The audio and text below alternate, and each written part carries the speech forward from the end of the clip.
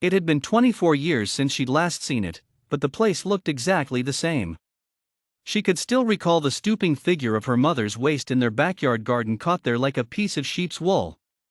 Despite being tired and weary from a long flight from California, she felt a surge of energy within her. All her childhood memories came flooding back. She was back home. Nothing seemed to have changed. The bright rays of the Arabian sun stung her eyes as she rang the same old rusty doorbell. Tears welled up in her eyes as she recalled her last day here. The year was 1913, war-torn Arabia was facing drought and famine. People were trying to leave the country. Jasmine, her brother and her father sat at the breakfast table with nothing but half a loaf between them. Jasmine's dad was discussing a way to get them all out of the country when suddenly they heard the crashing of the front door and two policemen barged in. As Jasmine suspected, they had come to take her brother as they required young man to fight in their army. Jasmine's mom rushed in from the garden and began to cry. She pleaded with the policeman to leave the men alone.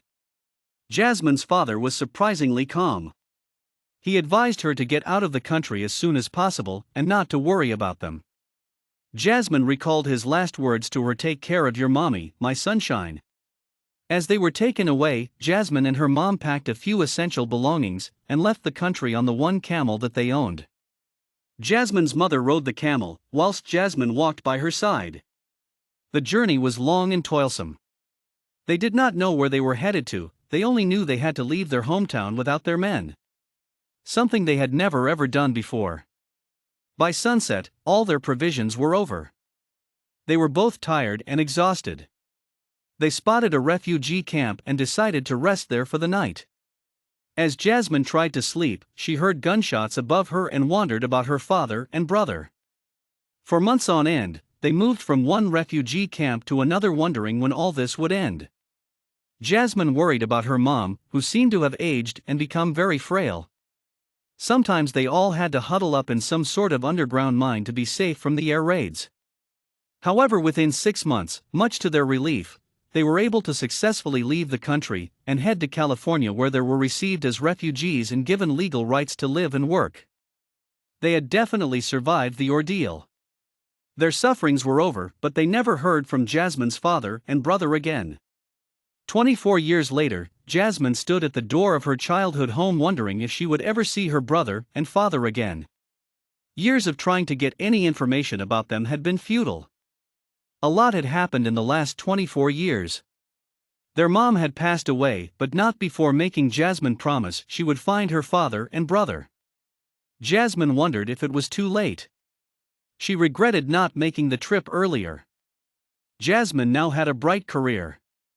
After completing her studies, Jasmine attended university, and she now worked as a manager in one of the famous casinos in California. She had met a decent man, Jared. They had gotten married and even had a young boy, Julian. As the door opened, Jasmine was jolted from her thoughts.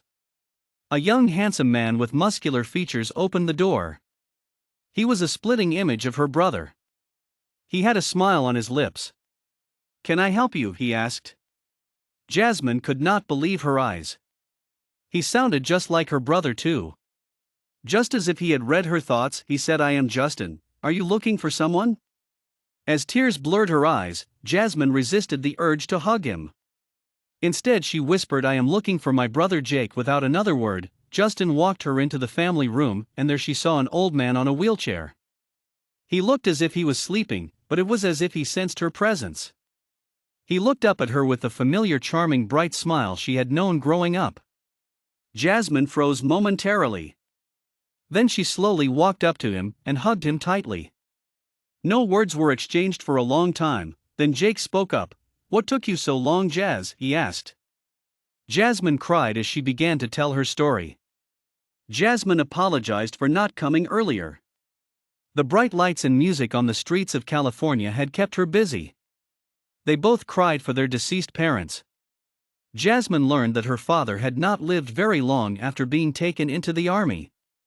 His health had deteriorated quickly. Jake had survived the 5 long years of the war, with a price. He had lost his left leg during an air raid. He was rushed to the hospital, but the damage was already done. After that, he was sent home. He had married a nurse he had met at the hospital and had Justin. But his wife had passed away right after giving birth to Justin. Jasmine felt a wave of guilt wash over her as she realized Jake's life had been far from easy. He had raised Justin up alone.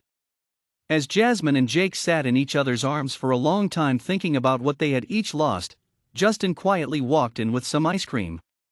Jasmine smiled as she looked at him and told him about a cousin in California who would definitely be looking forward to meeting him.